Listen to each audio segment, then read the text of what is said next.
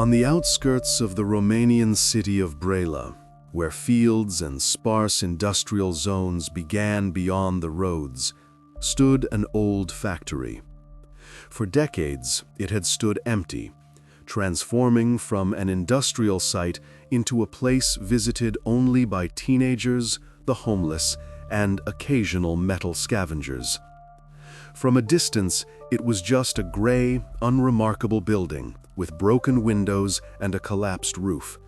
But up close, it gave a strange impression, as if time had stopped within its walls and the air was saturated with something heavy and stagnant. No one paid the factory any mind until an early morning in early March 2018, when a call came into the local police station. The man's voice was tense. He claimed to have seen a light moving inside, as if someone had lit a fire. Normally, such calls weren't considered urgent, but the dispatcher passed the information to a patrol unit.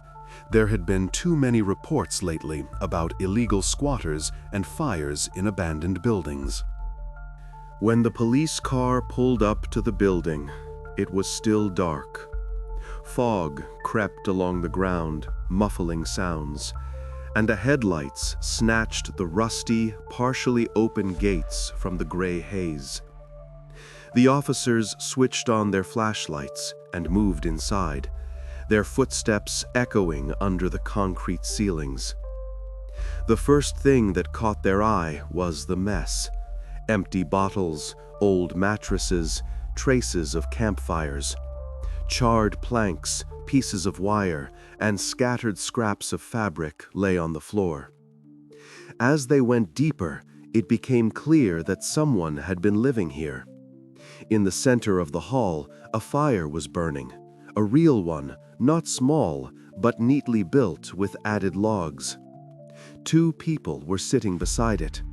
A man in his 50s, unshaven, with dull eyes and a gaunt face. Next to him was a thin girl with dirty hair pulled into a tight braid. She sat closer to the fire, her head lowered, and said nothing. Neither of them tried to run. The chief inspector leading the team carefully surveyed the room. His attention was drawn to a metal barrel near the wall. It stood a little way from the fire, half blackened with soot, and next to it lay a plastic canister with burnt edges. A strange smell hung in the air, not just smoke, but something cloyingly sweet and irritating. He moved closer, took his flashlight and shone it inside. A few seconds of silence. Then he stepped back, lowered the flashlight, and gestured for his colleague to come over. The camera on his uniform recorded the moment, the flashlight beam reflecting off the metal walls, a sharp intake of breath, a subdued voice, and then silence. Inside the barrel lay the remains of something that could not be mistaken for trash. Among the charred pieces of ash, dense whitish fragments and scraps of fabric with a burnt-out pattern were visible. The factory was immediately cordoned off. The man and the girl were led outside and placed in the patrol car. She went without resistance, her eyes downcast. On a video filmed by one of the officers, the wind can be seen blowing ash across the floor while the embers of the fire still glowed. In the background, the crackle of a radio and short commands can be heard. Call in the forensic team. Record the coordinates. Don't touch the barrel. 40 minutes later, the specialists arrived. By this time, the sun had risen, and pale light streamed through the broken windows. Investigators examined the hall in sections, documenting every detail. On the walls were traces of soot. On the floor, remnants of shoes, empty tin cans, a burnt-out jacket. Everything indicated that someone had been living in the building for more than one day. The reports would later state, evidence of an attempt to conceal evidence by burning biological materials was discovered. But behind the dry phrasing hid a scene the police officers would remember for a long time. The old concrete, the smell of burning, the barrel by the wall, and the realization that this was not just another case involving the homeless. Outside, the man remained silent, his eyes clouded, his gaze empty. The girl sat beside him, her hands clasped around her knees. A doctor who arrived with the task force noted signs of exhaustion and severe stress. They were taken to the station for questioning while the inspection of the factory continued. Throughout the day, the police combed the entire perimeter. The basements, the warehouse, the adjacent yard, the remains of brick extensions. Outside, they found fresh shoe prints and small stains that were later sent for analysis. It all looked as if something far more serious than a simple fire had occurred here. This discovery marked the beginning of one of the most high-profile cases in Romania's modern criminal history. At that time, no one yet knew the name Maria Popescu. No one understood the role she had played in what happened.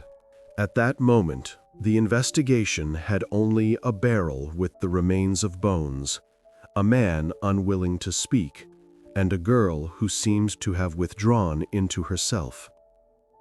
That morning began a long and grim story, in which the police would be searching for answers for many months to come. An old photograph appears on the screen, a blurry image, judging by its quality, taken with a simple point-and-shoot camera, a typical photo from a personal file. In it is Cristina Ionescu. Dark hair, a weary look, a smile that seems forced. She is standing by a wall in an institution's hallway, with children's drawings in the background. It was this photograph that the police would later show at a press conference when the case gained widespread public attention.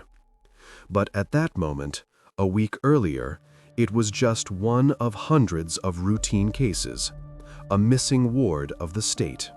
Cristina lived in a state institution in Bacău, a small city where everyone knows about the lack of space, the cold bedrooms, and the tired caregivers. She had been there for 3 years. Formally, she was in the care of the state. In reality, she was on her own. She had parents, but a court had restricted their rights several years earlier. Her mother abused alcohol, and her father had disappeared, leaving only an address in an old debt file. Nevertheless, according to the staff, her mother would occasionally call, promising to take her daughter back, asking her to wait just a little longer. According to staff recollections, Cristina was quiet, the type who tries not to stand out. But she had a habit of leaving, simply disappearing for a day or two, wandering the city, and then returning. Such episodes had happened more than once, and the staff already knew how to react.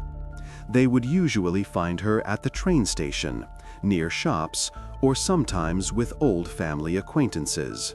She didn't cause conflict, didn't run from the police. She would just remain silent and wait until everything returned to its usual routine. On the evening she left for the last time, the caregiver on duty recalled that everything had been calm. Dinner, watching television, roll call. Cristina was sitting by the window, writing something in a small notebook. When it was time for bed, she was gone. The window in her room was slightly ajar, a smudge of dust from a shoe on the sill.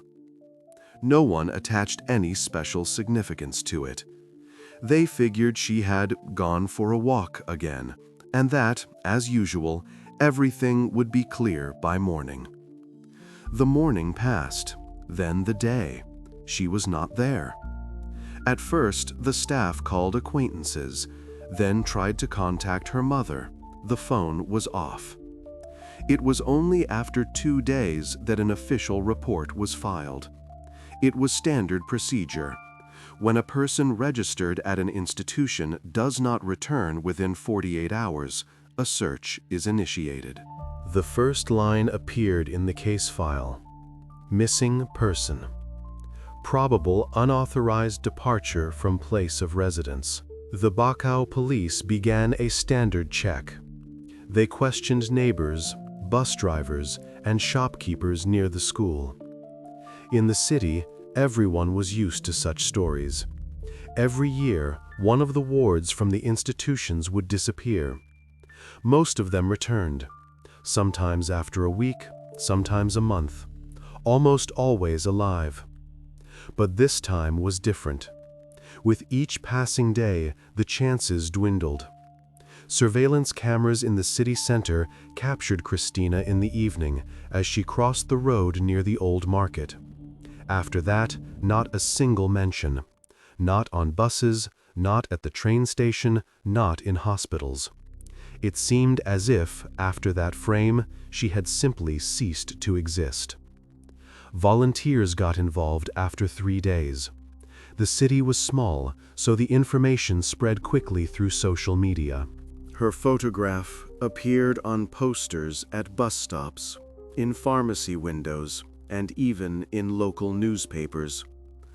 Search parties checked abandoned buildings and surrounding areas, but all trails went cold at the edge of the city. A week later, Christina's missing person file landed on the desk of a senior investigator from the Department of Internal Affairs. By then, it had been marked as possible risk of grave consequences. This meant the case was being transferred to the Central Department.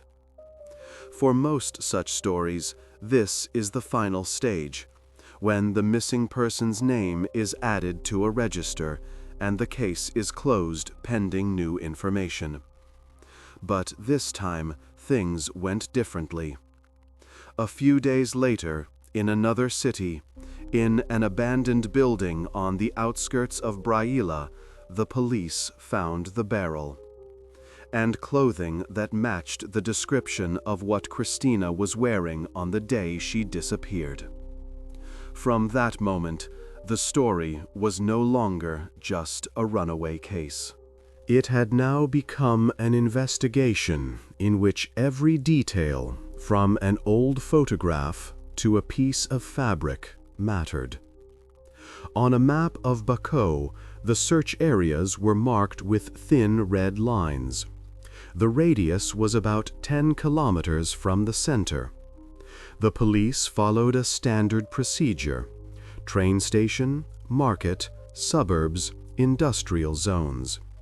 In cases like this, it always begins the same way: interrogations, canvassing locations, collecting statements. The investigators acted calmly, without undue haste, because in the first few days, everything seemed typical. No one suspected that this time it would not end according to the script. At the children's home where Christina lived, police questioned the staff and several other wards.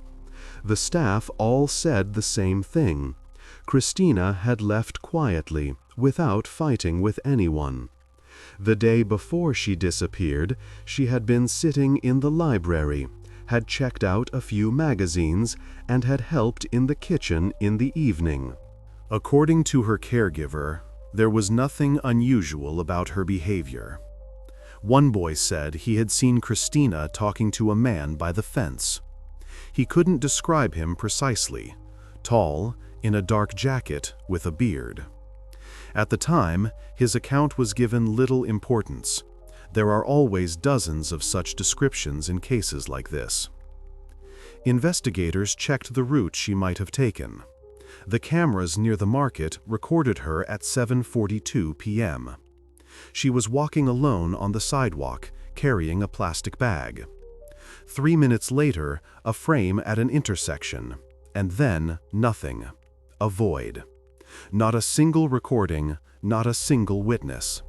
There was no phone data either. She didn't have her own phone. Search parties began to comb the area. On the first day, police and volunteers participated. Later, K9 units joined. The dogs picked up a scent but lost it on the outskirts. By the evening of the fourth day, panic began to set in. The city was small, every street visible, but there were no results.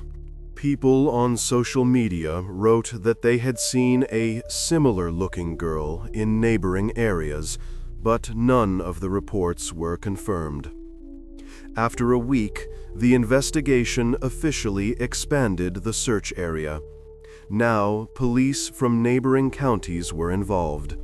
They checked vacant houses, abandoned hangars, old warehouses.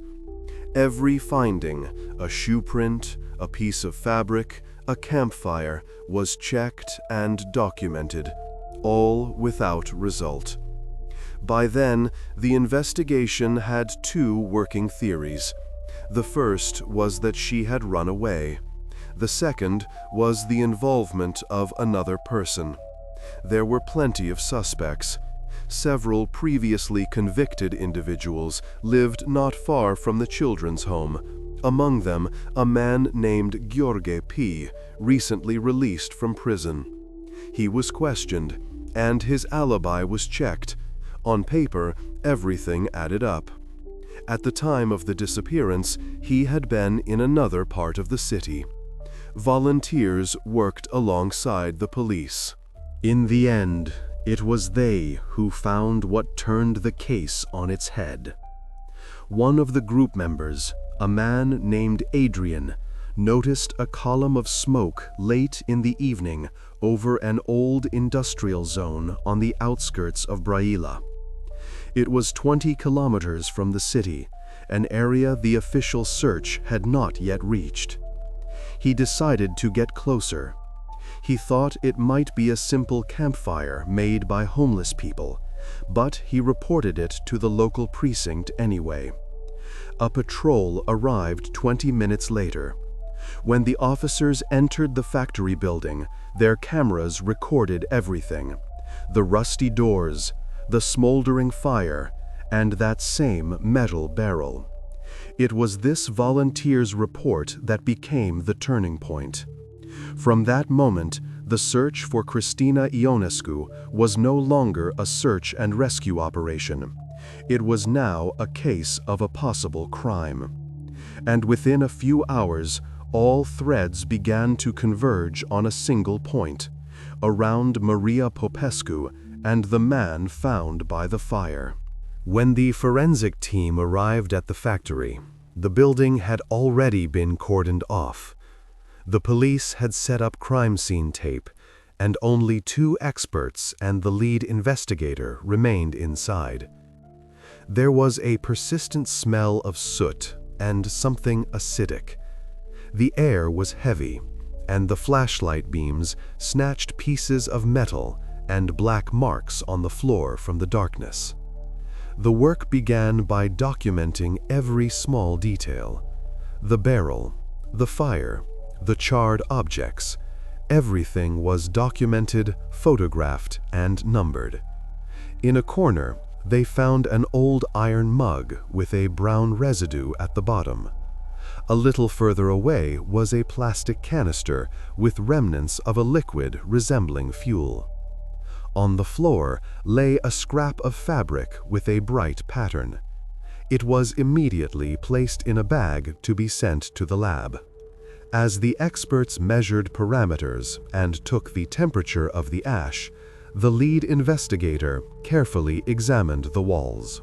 Traces of soot were visible on the bricks, as if someone had tried to cover a hole to prevent smoke from escaping. Nearby lay a metal grate, pulled from an old furnace. Everything indicated that the fire had been maintained for a long time and with purpose. When the experts got to the contents of the barrel, the work slowed down. First, they used tongs, then carefully began to extract individual fragments. Some were so damaged that their shape was impossible to determine immediately. Everything was placed in separate, numbered containers. At the bottom, they found remnants of fabric and 2 metal belt rings. The forensic specialists noted that the charring was uneven, meaning the heat had been partial and the fire may have gone out on its own. Over several hours, the entire factory was searched. In the basement, they found signs that people had been staying there: a mattress, old clothes, broken dishes. Near the exit were 2 sets of shoe prints, one male, the other noticeably smaller. They were documented, and casts were made. By evening, the collected evidence was already at the laboratory. The analysis began immediately. The initial results showed that the bones were indeed human. Further examination made it possible to determine the age, approximately 8 to 10 years old. On some fragments, clean cut marks made by a sharp object were visible. This indicated that the damage had occurred before exposure to high heat. The fragment of fabric found near the barrel turned out to be key. Its color and pattern matched the clothing Christina was last seen wearing in the surveillance footage. DNA analysis was ordered for confirmation. 3 days later, the results arrived at the station. The match was perfect. This news changed everything. Christina's disappearance was officially reclassified. It was no longer just a missing persons case, but an investigation with a confirmed murder. For the investigation, this was the moment the picture began to come together. The man found at the scene became the prime suspect. The girl with him was a possible witness or accomplice. The police understood. The key to solving what had happened at the factory now lay in the hands of these 2. That evening, the forensic reports landed on the investigator's desk. A new note appeared in the file: suspicion of deliberate destruction of evidence to conceal a crime. It was from this moment that the first interrogations began, which were meant to explain what had really happened that night. In an archival photo, a man looks directly at the camera. His face is tired and gaunt, his eyes dull as if faded. It is a standard police mugshot from an old case file. A neutral background, harsh lighting, a shadow under his chin. Beneath the picture is a caption: Georg Duku, born 1964. It was him the police had arrested at the factory that night. Within the first hours of his detention, investigators realized they were dealing with a man with a difficult past. He had no permanent residence. He wandered between districts, sleeping in basements, at train stations, and sometimes in abandoned houses. The database listed several prior convictions: assault with grievous bodily harm, attempted arson, attacking a neighbor.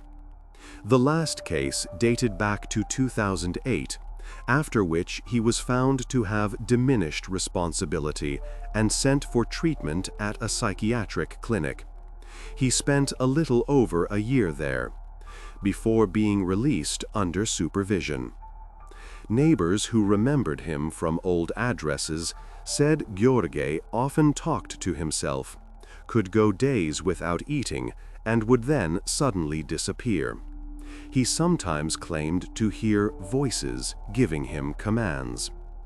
After leaving the clinic, he lost his documents, and since then he had been officially listed as having no registered address. For the last few years, he had been getting by on odd jobs and collecting scrap metal. When he was brought to the station, he did not resist. During questioning, he behaved calmly, even apathetically. He answered in short, reluctant sentences, sometimes getting confused about dates. When asked why he was at the factory, he said, "I was living there. It was quiet." He later added that he had built the fire to keep warm. About Christina, he first claimed not to know any Christina, then admitted that a girl had come by asking for food. After that, his account became incoherent. According to the investigation's theory, he could have been the last person to see her alive. Gheorghe did not deny that she had been at the factory, but he insisted that she had brought food herself and then left. When asked directly why bones and burnt items were found in the barrel, he reacted strangely. First, he laughed, then fell silent. In one interrogation, he uttered a phrase, "That's not her. That's what's left of Sin." After that, forensic psychiatrists began working with him. The specialist's conclusion indicated that he suffered from a disorder accompanied by hallucinations and delusional ideas. This did not absolve him of responsibility, but it made the interrogation process difficult. He constantly confused reality with imagined events. His personal belongings were found at the factory: a blanket, shoes, an old knife, kitchen utensils, a few newspapers. No traces of blood were found on them, but Gheorghe's DNA was present on the metal grate found near the fire. This strengthened suspicions. The police did not rush to press charges. Despite everything pointing to him, there was no direct evidence of his involvement. He could have been a witness, a random bystander, or an accomplice. But next to him was another figure, Maria Popescu. She became an unexpected element in this case. The girl the police found with Ducu was not in any database. She had no documents, did not try to run, but also did not explain what she was doing there. And if Gheorghe appeared dangerous and unstable, her behavior was of a completely different kind, cold, reserved, as if she understood what was happening but had no intention of saying more than necessary. The investigation decided to separate the interrogations. Gheorghe was left under guard in a holding cell, while Maria was sent to the psychological evaluation unit. It was there that the second part of the investigation began, an attempt to understand who she was and why she had ended up next to a man who might be involved in the disappearance of Christina Ionescu. In a yellowed photograph taken about 6 years ago is a face with short cropped hair and a wary gaze. The caption under the photo reads Maria Popescu, a standard form from a social services archive. On the back are notes: the date of admission to the institution, medical information, a caregiver's signature. It was with this document that the verification of her identity began. In the Ministry of Internal Affairs databases, she was listed as missing.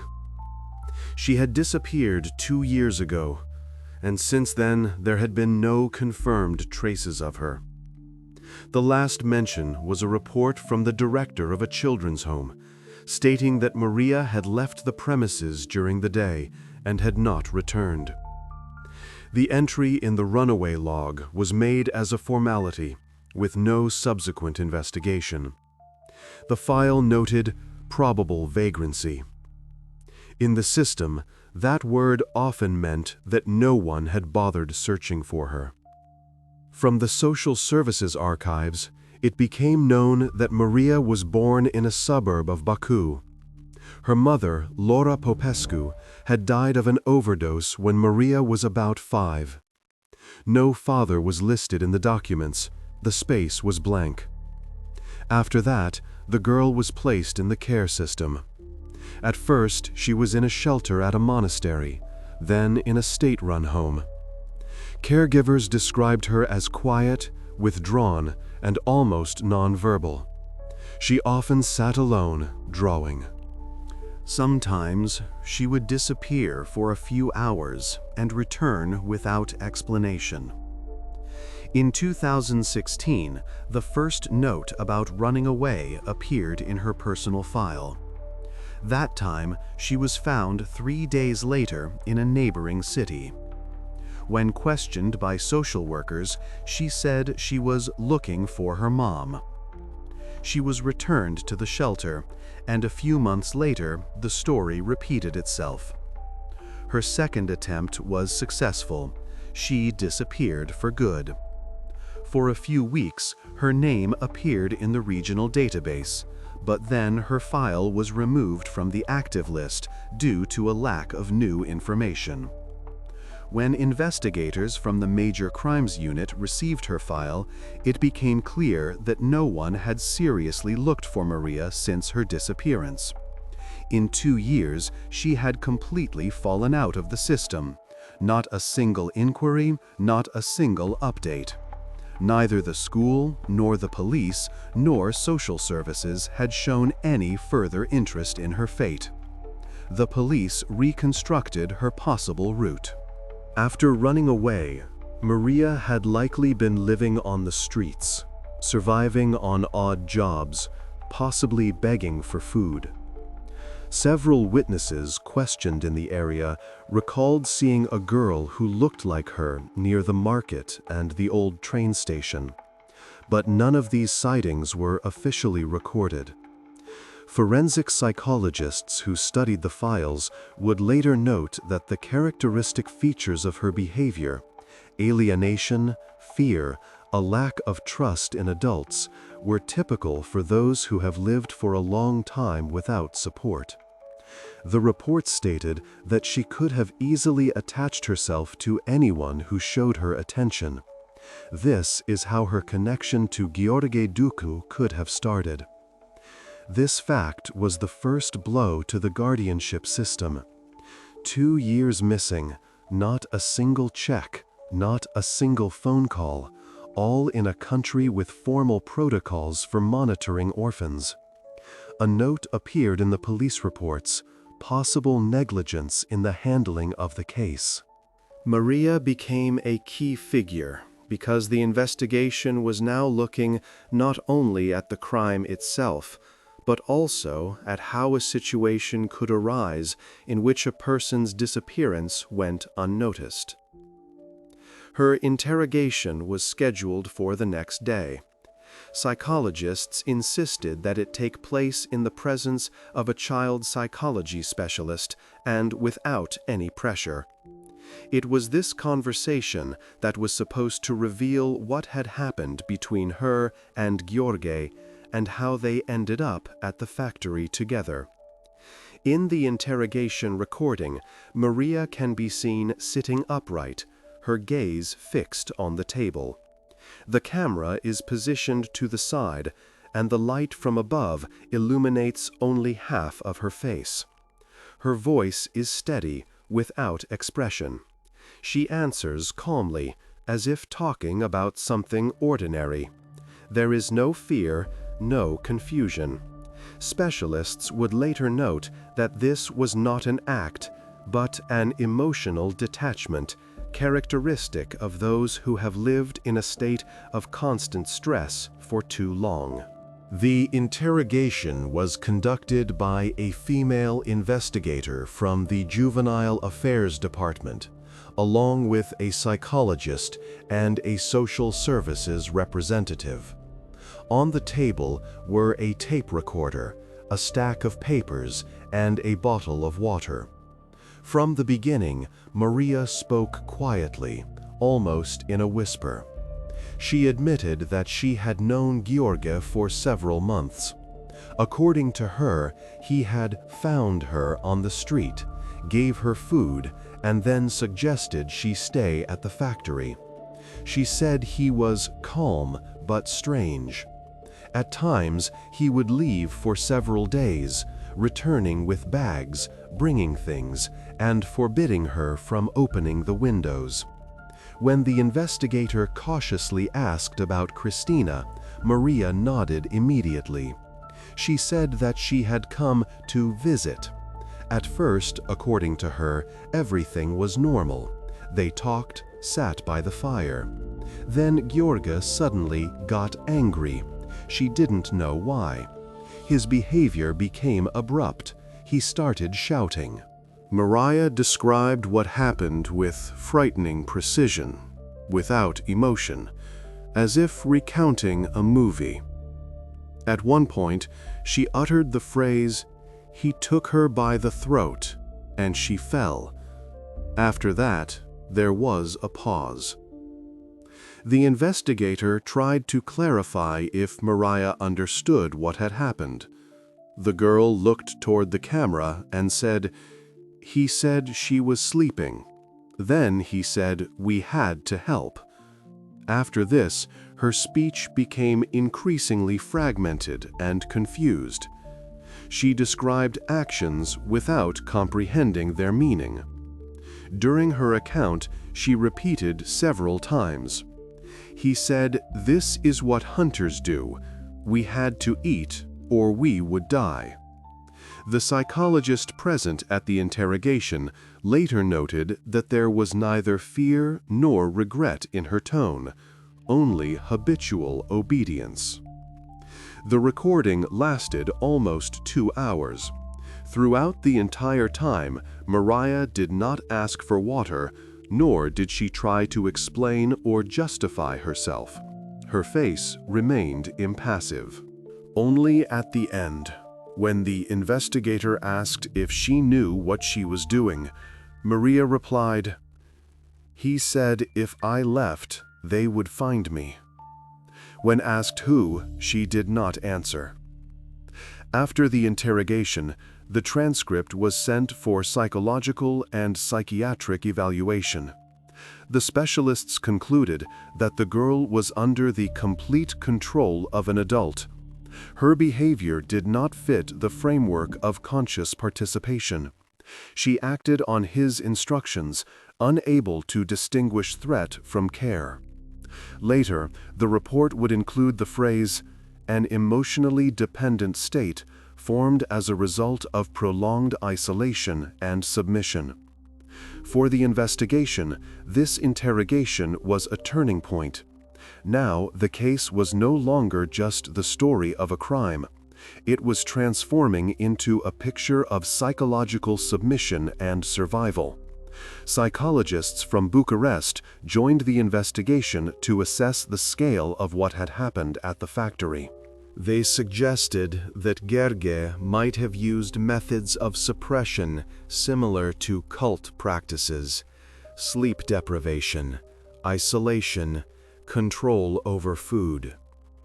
Maria might have perceived him not as a threat, but as the only one who had given her a home. After the interrogation, Maria was transferred to a specialized center. Her condition was stable, but doctors insisted on constant observation. Gheorghe Ducu was still under investigation at that time, but despite Maria's confession, direct evidence against him remained scarce. This part of the investigation opened up a new layer for the police: what had happened between them before the incident. The investigators understood. To establish the truth, they needed to reconstruct the last weeks of their lives in detail, and for that, they had to return to the factory, to where it all began. In one of the subsequent interrogations, Maria spoke in detail for the first time. The session was videotaped, and this footage was later studied by dozens of experts.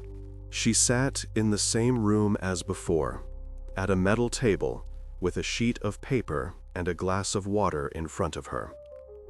The investigator gently asked her to clarify some details. The girl nodded and began to speak calmly, without hesitation, as if repeating a memorized text. She recounts how Gerge constantly gave clear instructions, how and what needed to be done. According to her, he spoke quietly, almost in a whisper, but demandingly. Any hesitation on her part would irritate him. Maria claims she was afraid of him but did not try to resist. She obediently did what he told her, even if she didn't understand why. There is no judgment of what happened in her words, no fear, no disgust, only a mechanical retelling of a sequence of actions. The investigator asks her to specify what objects were used. Maria lists them calmly, as if they were ordinary items: a kitchen knife, an old axe, a metal bucket. She does not invent extra details, speaking only of what she saw.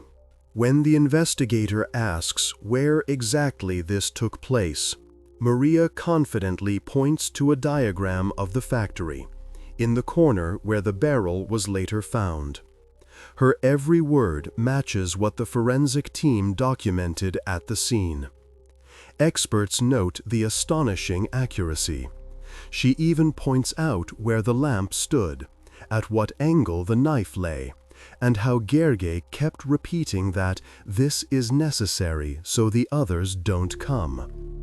On the video, Maria can be seen demonstrating with gestures on herself, where he held, where she helped, where she placed the dishes. Her account corresponds in detail with the medical examiner's findings: the placement of objects, the marks on the bone, the nature of the cuts. For the investigation, this was direct confirmation. She could not have known such details if she had not been present for it all. Psychologists analyzing the recording concluded that Maria was under Gerge's total control.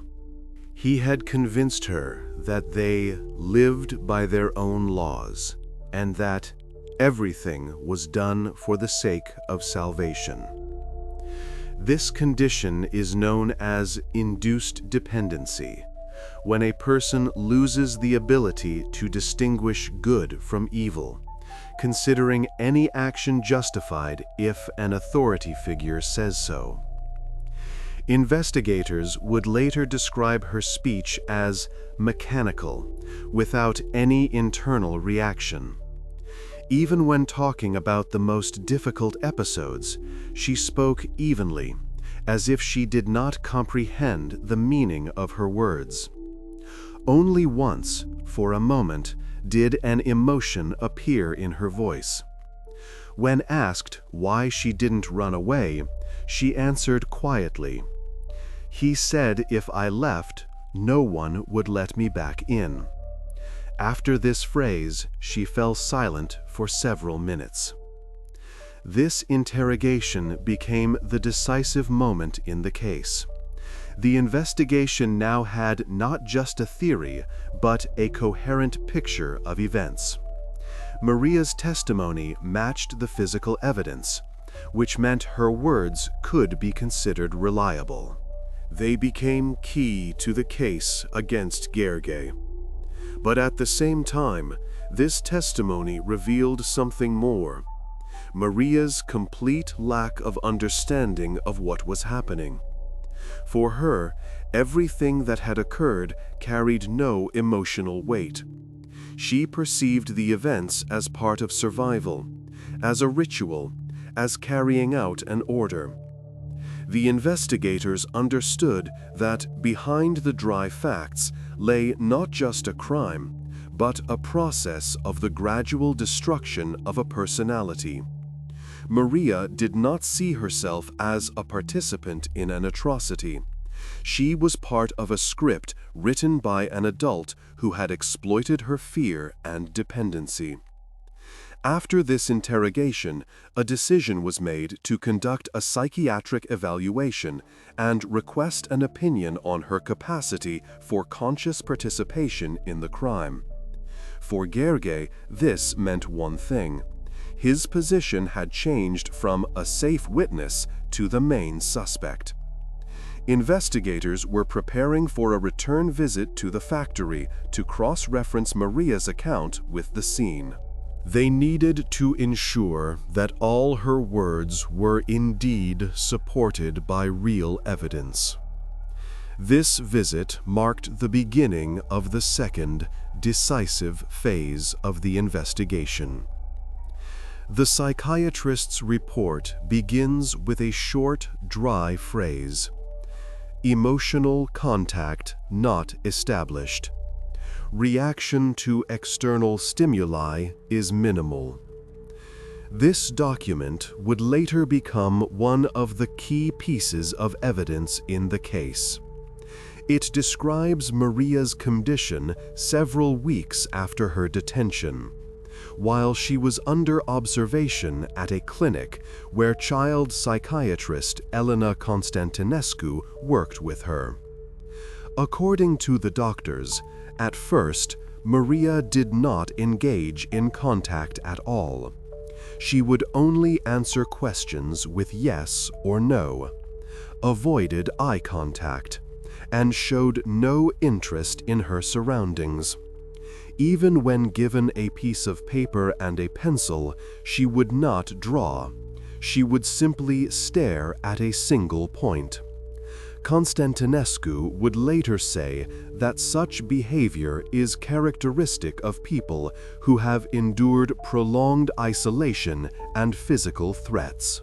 It is a defense mechanism in which the psyche seems to shut down everything that could cause pain. To assess Maria's condition, the specialists conducted a series of tests, simple tasks involving memory, association, and perception of emotions. When shown photographs of people with different facial expressions, she could not identify sadness, fear, or joy. When asked to describe what she herself was feeling, she replied, "Nothing, just a noise in my head." When asked about Gergely, she fell silent, then said, "He knew what to do. I listened." The psychiatrists noted one detail. Maria perceived herself not as a participant in the events, but as an observer. She spoke of what happened in the third person. She sat there. She helped him. This phenomenon is called dissociation, when a person separates themselves from a traumatic experience in order to avoid feeling guilt and fear.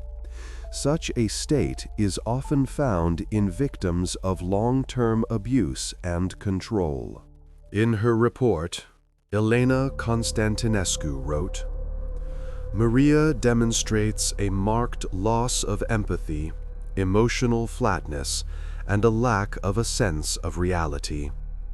She exhibits signs of chronic post-traumatic stress disorder, complicated by social neglect and underdeveloped emotional connections." In simple terms, the girl did not understand what was right and what was wrong. Her moral system had been destroyed. During one of their sessions, the psychiatrist tried to build trust with her. She placed a cup of hot tea in front of her and simply sat beside her in silence. After about 10 minutes, Maria said quietly, "He said if I told the truth, he would come at night." After that, she fell back into a stupor. The doctors concluded that her fear of Gergely remained so strong that even after his arrest, Maria could not believe he no longer controlled her. The series of observations lasted for almost 3 weeks.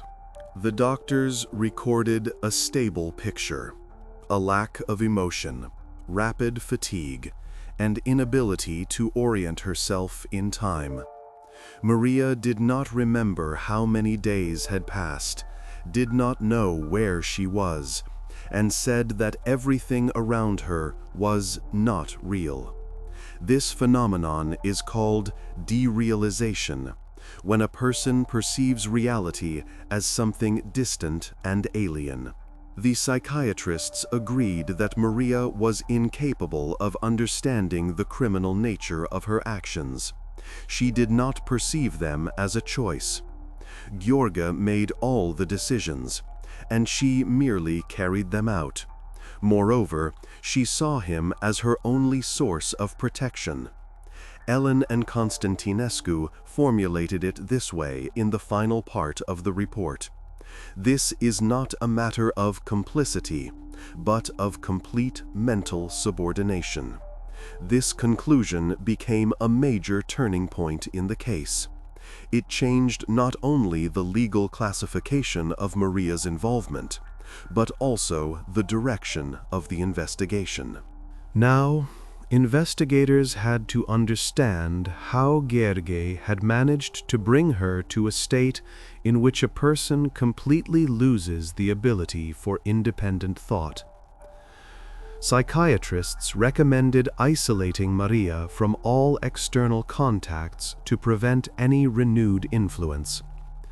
Meanwhile, investigators began to study Gheorghe's past, his previous cases, his stays in psychiatric clinics, and his possible connections with other people of no fixed abode. They needed to understand if he had acted alone, or if there was a deeper, more organized structure behind it all. The expert analysis answered only one question: Maria's condition, but at the same time, it opened up dozens of new ones. The investigation was entering a phase where the lines between mental disorder, dependence, and criminal intent were becoming increasingly blurred. And now, the investigation had to find out who Gheorghe Ducu really was. After the expert conclusion, investigators focused on another question: whether Gheorghe had really acted alone. From the very beginning, many details seemed too complex for one person living on the street. He had no stable income or housing, yet he had a clearly structured course of action, was secretive, and knew how to avoid police attention. On one of the official maps where similar disappearances in the region were marked, coincidences began to appear. Several points were located along the highway leading to Bacău. These cases were from the past, some a decade old. They were all united by a common feature: the disappearance of people with no permanent residence or those whom no one was looking for. Investigators then began to form a hypothesis. Perhaps Gheorghe was not a loner, but part of an informal group, a kind of community of outcasts that existed on the fringes of society. People who lived in basements, on abandoned construction sites, and under bridges rarely communicated with the outside world, and it was in such places that things could happen that went unnoticed. The police launched a large-scale check. Dozens of homeless people with whom Gheorghe might have crossed paths were questioned. Most of them said the same thing: he always kept to himself, rarely spoke, but sometimes appeared with food and bottles that he clearly could not afford on his own.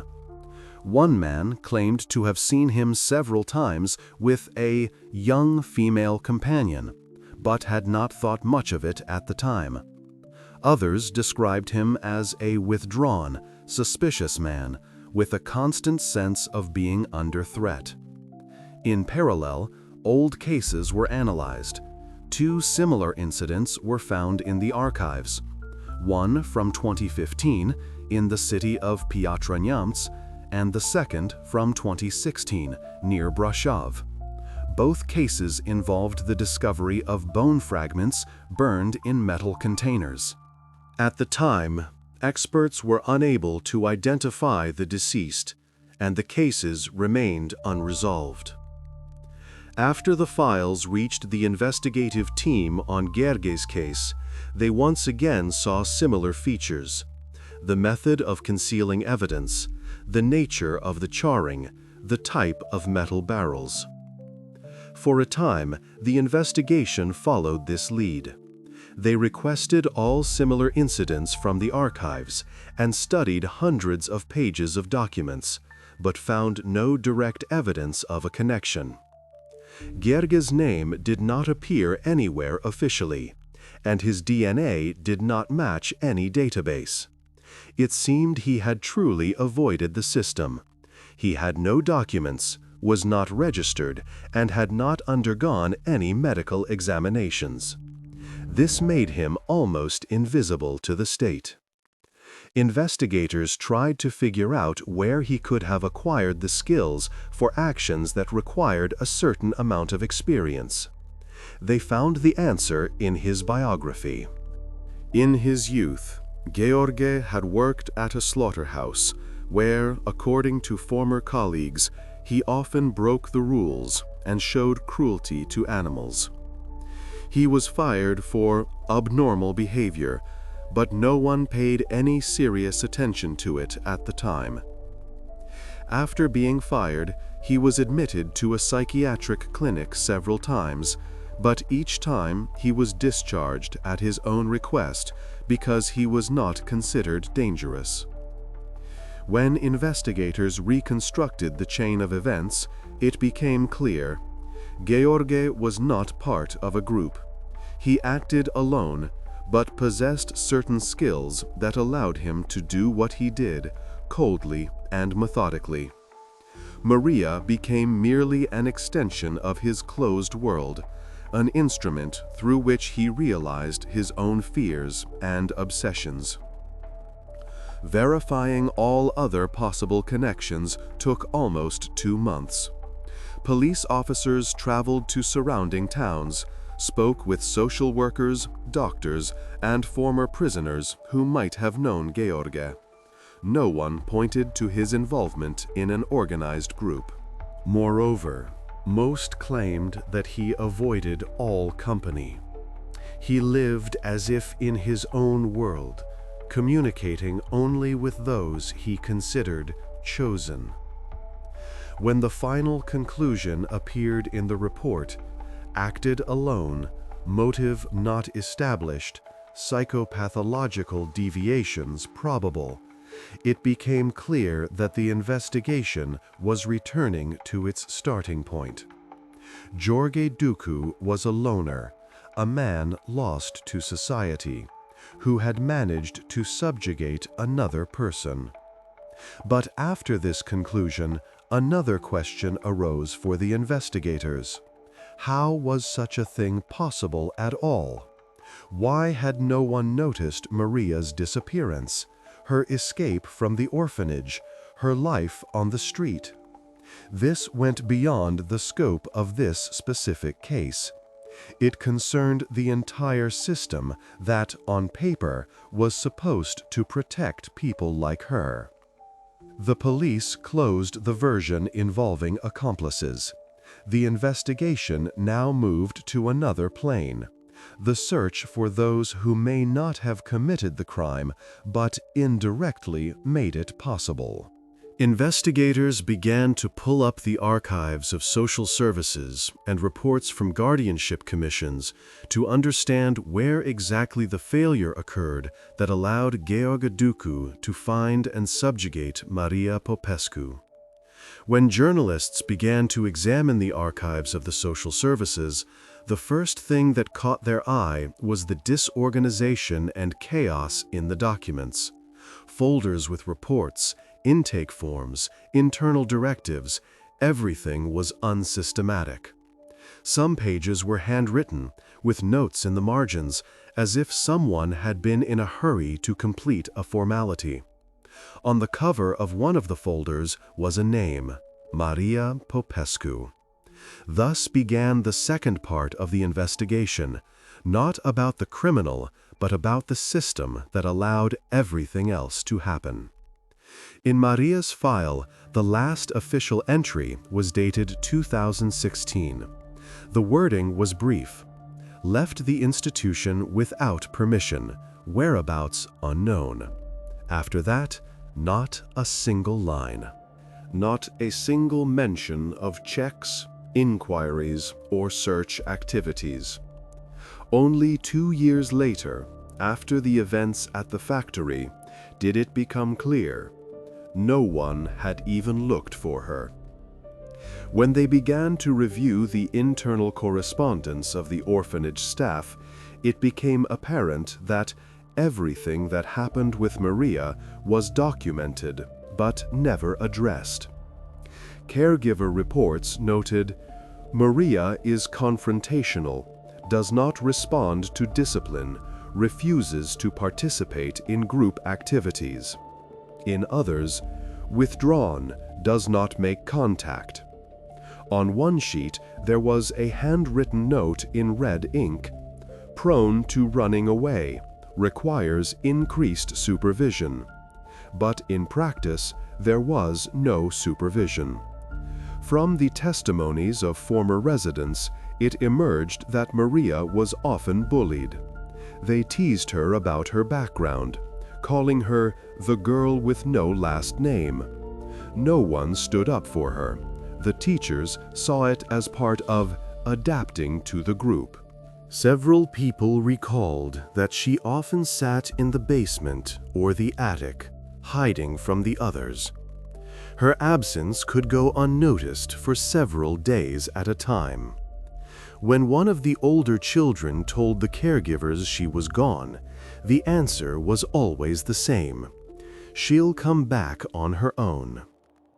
2 reports about her return were preserved in the archives. The first was a week after her first escape.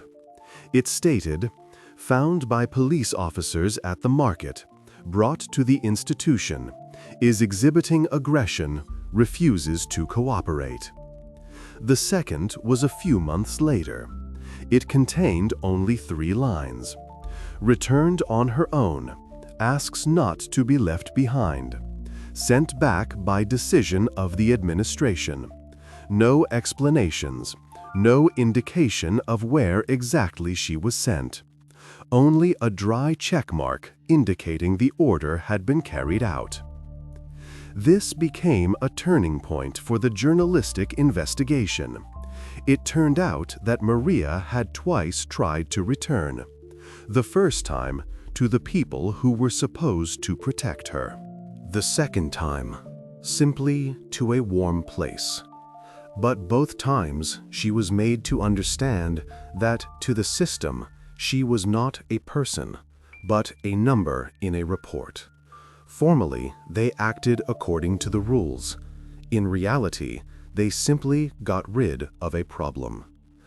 One of the former caregivers, now a grown man, agreed to speak on camera. Back then, no one held on to kids like her. If you left, it was your own fault. If you came back, you were still considered a vagrant. She was seen at the gates a few times, but the guard wouldn't let her in. He said the director's orders were not to let anyone in without documents. Later, in one of the old notebooks, a psychologist's note was found. Signs of severe anxiety and marked dependence on older individuals are observed. Individual work is required. Below this entry was a signature, a date, and nothing more. The work was never done.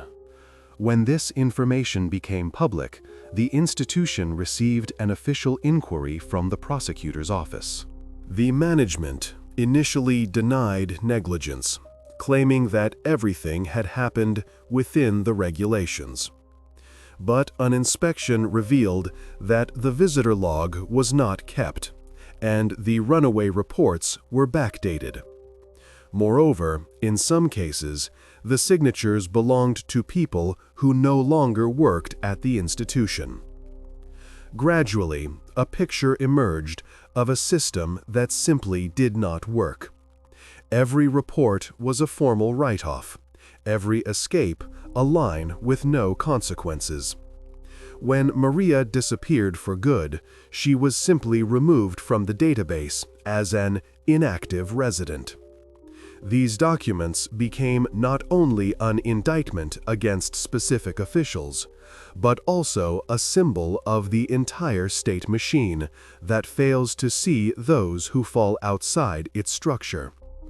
In the eyes of the system, Maria had ceased to exist long before she ended up with Gheorghe. And that is precisely why no one noticed when she vanished. Now the investigators understood. To get to the bottom of the case, they needed to go beyond the criminal statute. This case became not just a story of a crime, but a story of how bureaucracy can be an accomplice. The next part of the investigation would have to show how a single act of indifference set off a chain of events that ended in tragedy.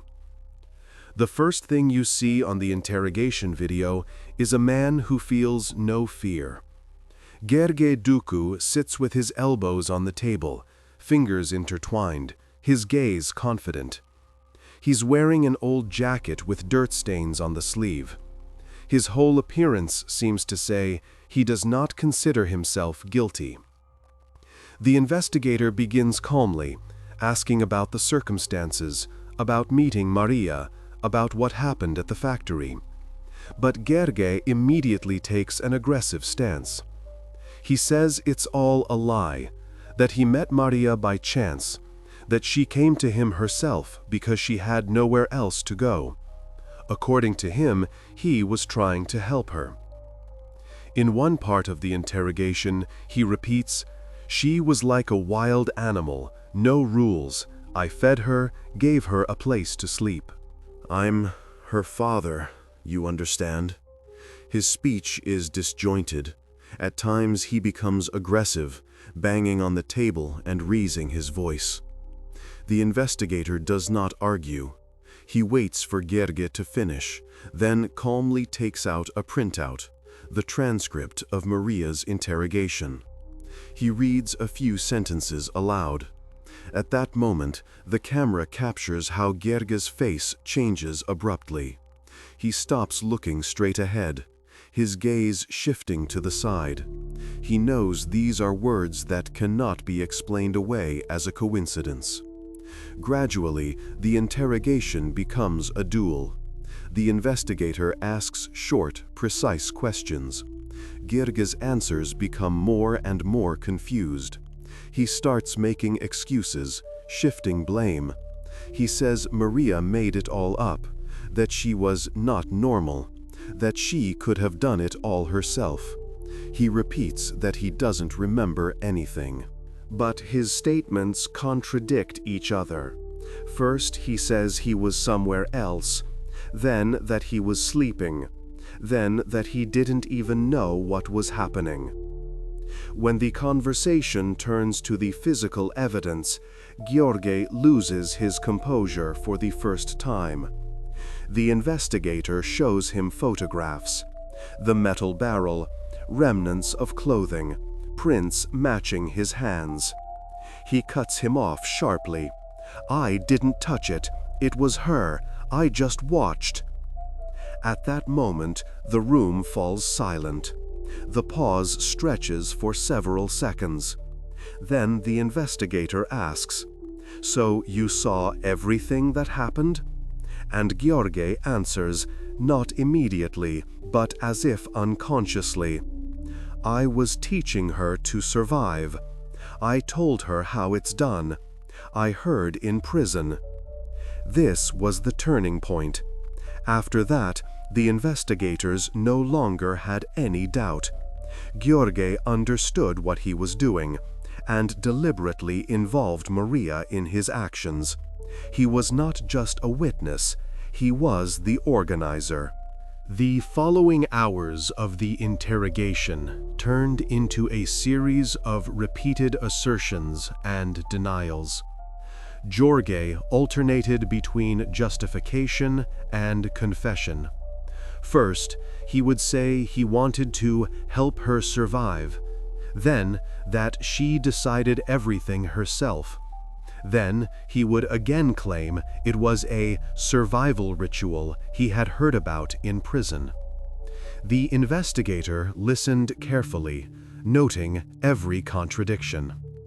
Psychologists present at the interrogation later noted that Jorge possessed what is known as rationalizing thinking. He constantly justified his actions with a logic that existed only in his head. For him, there were no concepts of good or evil. He operated only in terms of necessary and permissible.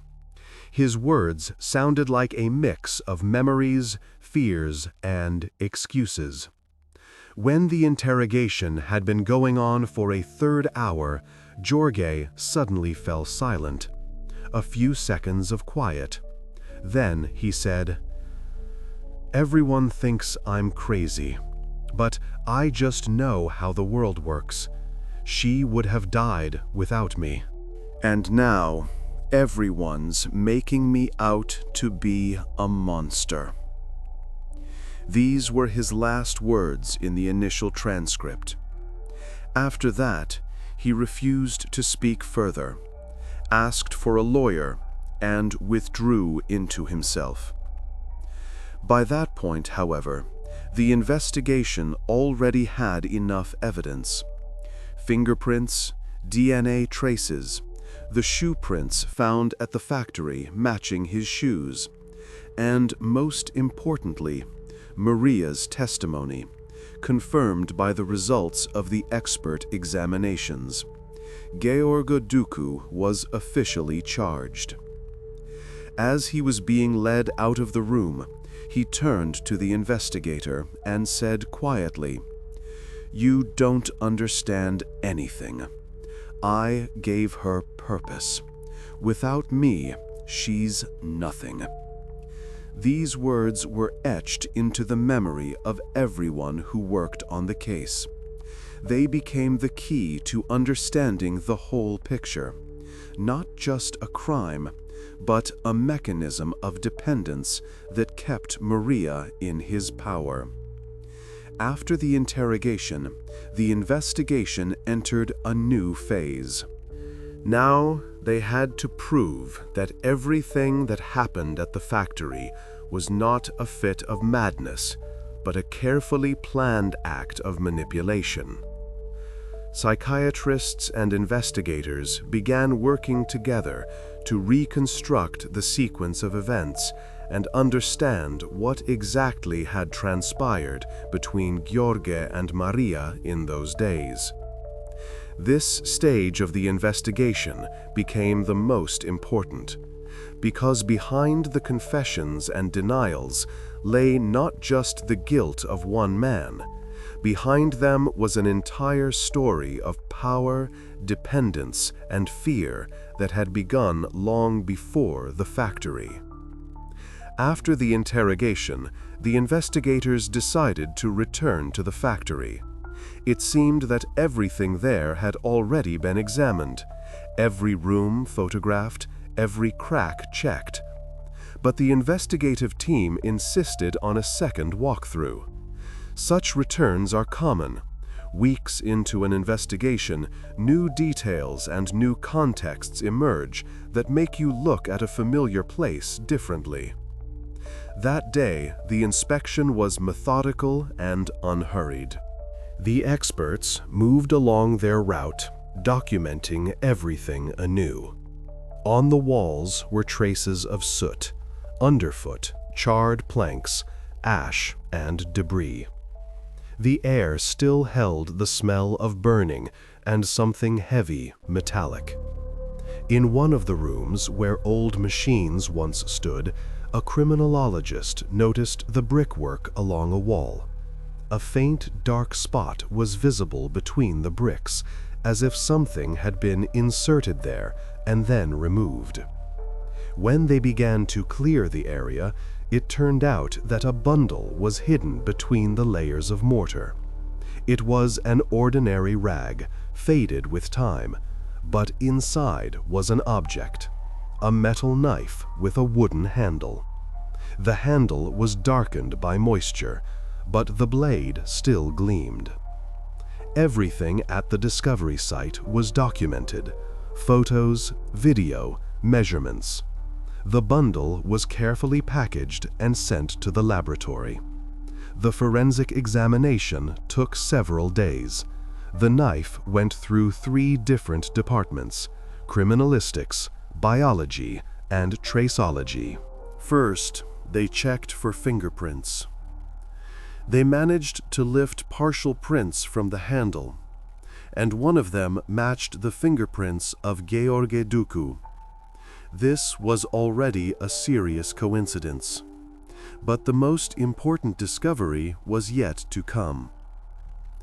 When specialists conducted a DNA analysis on microscopic traces on the blade, the result was definitive. The biological traces belonged to Cristina Ionescu. This meant that this was the knife used to inflict the series of wounds recorded on the bones. There was no longer any doubt. This was direct physical evidence, the very thing the investigation had been lacking all this time. At that moment, the case took a new direction. Until then, investigators had circumstantial evidence: Maria's testimony, Gheorghe's contradictory explanations, coincidences regarding the disposed items. But now they held in their hands an object that directly linked the perpetrator to the location and the victim. When the forensic results were presented to Gheorghe, he remained silent. At first, he pretended not to understand what was being said. Then he smirked, as if he didn't believe it was happening. He tried to say the knife wasn't his, that it had been planted, that the investigators had deliberately found it to close the case. But the experts refuted this. The knife was too deep in the brickwork to have been placed there after his arrest. Moreover, the cloth it was wrapped in had soot traces of the same origin as those on the walls of the room. Everything indicated that it had been there from the very beginning. For the investigation, this was a turning point. Now they could not only accuse Gheorghe based on testimony, but also present physical evidence that could not be explained away as a coincidence. It was at this moment that the prosecutor's office decided to send the case to trial. Journalists would later write that the knife became a symbol of the entire story, a simple object that turned out to be the final piece in a long chain of mistakes, lies, and silence. It didn't just prove guilt. It showed how a crime hidden under layers of ash and brick still finds its way out. After the evidence was discovered, investigators returned to analyze the factory, checking for other hidden items. But they found nothing more. This knife was the final link that tied everything together. Gheorghe could no longer deny the obvious. All that was left was to admit the fact and provide an explanation. Thus began the final stage of the case: preparation for trial. The focus was now not only on Gheorghe's crimes, but also on the circumstances that made what happened possible. And it was at this moment that the investigation definitively ceased to be just a criminal case. It transformed into a social story, where every document, every refusal, and every signature had consequences. When Gheorghe was brought into the room again, the air was different, dense, tense. On the table, there was already a plastic box with the evidence. The investigator did not delay. Without any preamble, he opened the box, took out the knife in a clear bag, and placed it in front of Gheorghe. For a few seconds, He just stared at the object without saying a word. Then he looked up and said, "Where did you find it?" There was no answer. The investigator silently pushed a folder with the forensic results toward him. Inside were photos of the knife, the fingerprints, and the criminologist's conclusion. Gerhe flipped through the pages. With each new sheet, his breathing grew heavier. He understood that this was the end. For several minutes he sat motionless. Then he sighed and said, "All right. You want me to talk? I'll talk. You already know everything anyway." The confession began calmly, without emotion, without any attempt at justification. Gerge spoke evenly, as if describing something mundane. According to him, it all happened suddenly. He claimed the conflict started over food. Christina had supposedly said something. He got angry, grabbed her, and it all happened in an instant. He said he didn't mean to, that he snapped. But then his story grew much darker. After it happened, he said, he panicked. He sat motionless for several hours, not knowing what to do. Maria was nearby the entire time. He claimed that it was she who suggested hiding the traces. But from the subsequent details, it was clear that the initiative came from him. He was the one who said where to get the metal, what to wrap things in, how to burn the items. The investigator recorded every word. Gerge spoke for a long time, sometimes stumbling, returning to details no one had asked him about. He constantly tried to justify his actions, citing fear, saying that it would be simpler this way, that they do this in prisons so they don't get found. His explanations sounded not like repentance, but like an attempt to logically explain the inexplicable. He admitted that he was the one who gave Maria all the instructions, what to do, where to put things, what to treat them with. He claimed that she was just obeying, and in that, as he put it, there was nothing wrong. The investigators recorded this phrasing in the report. It would later become one of the key points in the indictment. A psychologist present at the interrogation later noted that Gheorghe felt no remorse. For him, the confession was not an act of conscience, but an inevitability. He no longer denied it because he realized there was no getting out of it. The knife, the fingerprints, the coincidences, Maria's testimony, it all came together to form a single picture. When the interrogation came to an end, the investigator asked him about his motives. Why? What was the purpose of it all? Gheorghe fell silent. A long pause. Then he said quietly, "I didn't want to." It was just hunger. It just happened that way. His words sounded like a mechanical excuse, but no one in the room believed him. The confession was the final point in the investigation. After that, all testimonies were cross-referenced, the forensic results were confirmed, and the indictment was prepared. The case was officially declared solved. That same evening, the police held a press briefing. A representative from the prosecutor's office announced that the investigation had established a complete picture of the events and was preparing materials for trial. A video recording of this final interrogation remains in the archives. In it, George sits with his head lowered, a sheet of paper with his signature in front of him. He no longer argues, no longer makes excuses.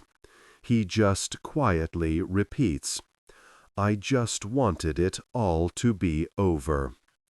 Thus, the investigation concluded the darkest part of the case. All that remained was the trial, the place where everything that happened at the factory would have to be said aloud, officially, on the record, in the presence of witnesses. And how that unfolded became a separate story, the final act of this investigation. When the investigation deemed the evidence sufficient, a decision was made to conduct a crime scene reenactment. This is always one of the grimmest stages of any investigation. Formally, it is just a procedural action, but in reality, it is an attempt to relive something that should never have happened. Early one morning, a police convoy headed to the old outskirts of Baku. The factory where it all happened was by then sealed, with barred windows and a peeling sign. The air was damp, heavy, and smelled of soot and dust. Investigators, criminologists, a prosecutor, and a camera crew documenting everything arrived at the scene. George was led out of the car in handcuffs, escorted by 2 officers. His face remained impassive, as if he were returning not to the scene of a crime, but to a familiar home. At first, he stood for a long time on the concrete platform in front of the building. His jacket was zipped up to his chin, his gaze lowered. The investigator leading the process asked the first question, asking him to show where it all began that morning. George looked up, slowly turned, and walked toward the doors. His footsteps echoed under the archway, each pause sounding like a confession. He spoke quietly, curtly, but confidently. He showed where Christina had entered, how they had talked, where they had been standing. Sometimes he would stop, as if listening to the echo of his own memories. Maria was nearby, under the supervision of a social worker. Her participation was a formality. She was present as a witness. The entire time she stood a little apart, not looking toward George, and it seemed as if what was happening was of no consequence to her. She did not react to the words, did not listen intently, and felt neither fear nor sympathy. She simply observed, as if watching a scene that did not involve her. When George reached the middle of the workshop, he stopped and said, "This is where it all happened." His voice trembled, but not from remorse, more from exhaustion. He showed how the final minutes had unfolded. With gestures, he indicated the sequence of actions, recreated the arrangement of objects, and pointed to where the barrel had stood and where the remains of the items had been thrown.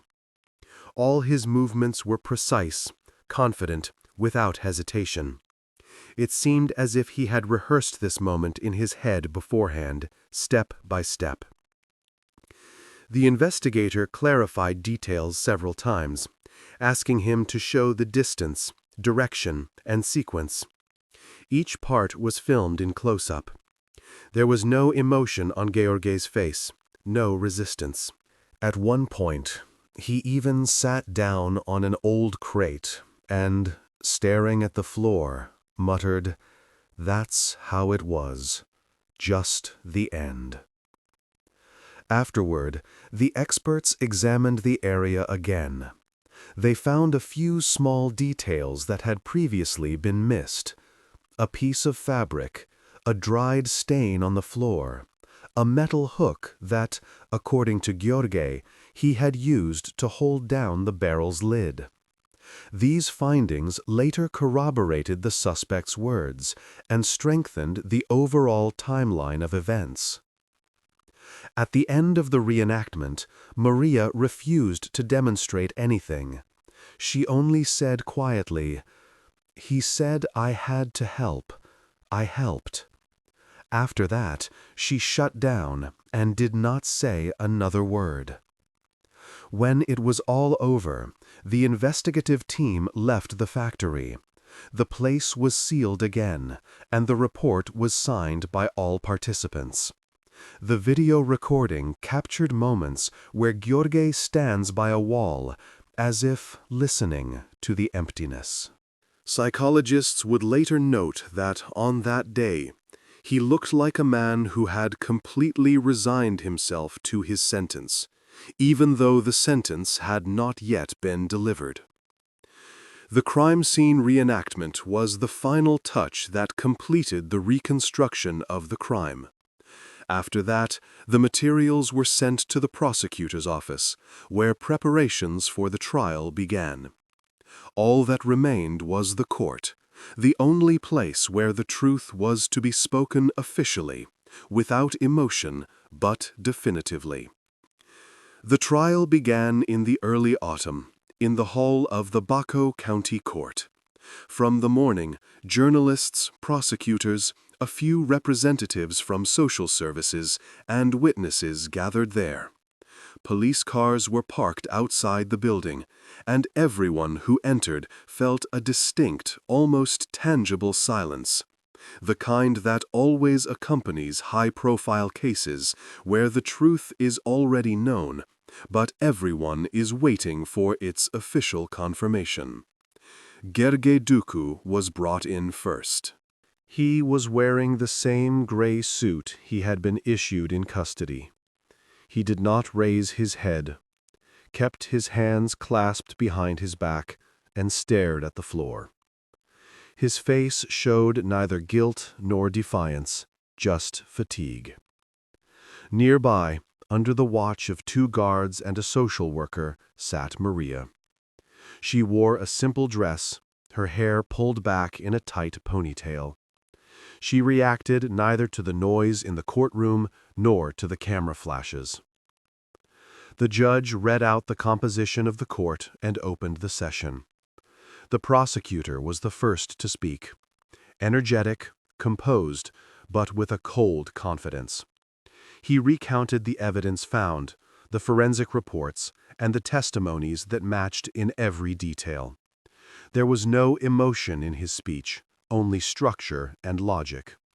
He emphasized that Gheorghe Ducu had knowingly committed the crime, acted coldly, and that Maria's participation was a result of his influence and manipulation. Next, the witnesses testified. Police officer Andrei Radu described the first minutes after arriving at the factory. The smoke, the barrel, the findings that would forever remain etched in his mind. Then, Elena Constantinescu, the child psychiatrist, took the stand. She spoke calmly, but her every word carried weight. She described Maria's condition, her detachment, her lack of basic concepts of good and evil, her complete dependence on an adult who had become both her mentor and her executioner. The defense attorney tried to dispute some of the expert conclusions, arguing that Gheorghe was a victim of circumstances, a man with a broken psyche after years of incarceration. The court listened, but no one in the room believed this version. There were too many coincidences, too clear a sequence of actions. When it was Gheorghe's turn, he rose slowly. His voice trembled, but he spoke clearly. He said that he partially admitted his guilt, that he had meant no harm to anyone, that he had just wanted to survive. It sounded false. A dead silence filled the courtroom, broken only by the clicking of cameras. Maria stared at a single point in front of her the entire time, without blinking. After a recess, the judge returned to the courtroom and read the verdict. Georg Duku was found guilty on all counts and sentenced to life imprisonment. The ruling specifically noted that his actions were deliberate and systematic, aimed at concealing the evidence. As for Maria, the court found her not criminally responsible at the time of the crime. Based on the conclusion of a psychiatric commission, she was sent to a secure medical facility with enhanced supervision. The judge emphasized that responsibility for her fate lay not only with those who participated in the crime, but also with the system that allowed it to happen. After the verdict was announced, Georg lowered his head and remained motionless. Maria's expression did not change. No tears, no relief. She simply stood up when she was led out and walked quietly toward the doors, as if not fully understanding where she was going. With this decision, the case was officially closed. But, as often happens in such stories, the legal conclusion did not mean the end. Questions remained, not for the criminals, but for the society that allowed two lost people to collide in a place where there was neither light nor escape. The story of Gheorghe Ducul and Maria Popescu became one of the most high-profile cases in modern Romania. Just days after the verdict, the headlines of major newspapers ran with similar phrases: "The system that failed to save," "The price of negligence," "When the street replaces home." Society was shocked not so much by the crime itself, but by what had preceded it. Journalists began their own investigations. Special reports aired on television, where former employees of children's institutions talked about how often children, editor's note, wards of the system, disappear from the streets, and no one truly looks for them. Several publications published internal reports from social services. They explicitly stated that resources did not allow for the monitoring of everyone listed as missing. This case exposed what the country had long preferred to remain silent about: indifference toward those who did not fit in. The Prime Minister demanded an immediate inspection of all state-run orphanages. The Minister of Social Protection resigned 2 weeks after the scandal broke. Several heads of regional departments were dismissed, and some received disciplinary sanctions. For Romania, where such cases often ended with a wave of formal paperwork, this seemed like a rare instance of a genuine reaction. Public opinion demanded reforms. In Parliament, there was talk of the need to create an independent oversight body to monitor the fates of orphans after they run away or are transferred. A year after the events, a new law was passed requiring mandatory tracking of all individuals who leave residential institutions without permission. But even then, experts admitted that this was only a partial solution, one that could not bring back those who had already disappeared. Another rare mentions of Maria herself appeared in the press. At the time of the trial, she was a little over 15, but 3 years later, when she turned 18, journalists managed to find out that she was still in a psychiatric clinic in Brașov. The staff described her as calm, withdrawn, with persistent behavioral abnormalities. She was learning to write, read, and master simple daily skills, all the things ordinary people do in childhood, but which she had to start over. Over time, interest in the case faded. But in professional circles, among lawyers, social workers, and psychiatrists, the story of Maria Popescu became an example of how a systemic failure can lead to a catastrophe. Her name was included in textbooks on social policy and criminology as a symbol of what happens when society turns away. On the site of the old factory where the barrel was found, there is now a fence and a sign that reads, "Private property, no trespassing." No one goes there. The same people as before live in the neighboring houses, but almost no one talks about what happened.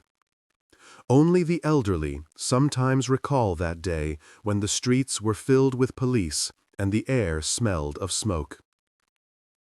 The story of Maria Popescu became not just a criminal case, but a kind of mirror in which the country saw its own indifference.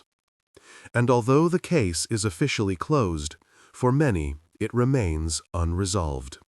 Because the real crimes are not those committed at night in abandoned factories, but those committed by silence during the day, when no one is looking in the direction of someone disappearing.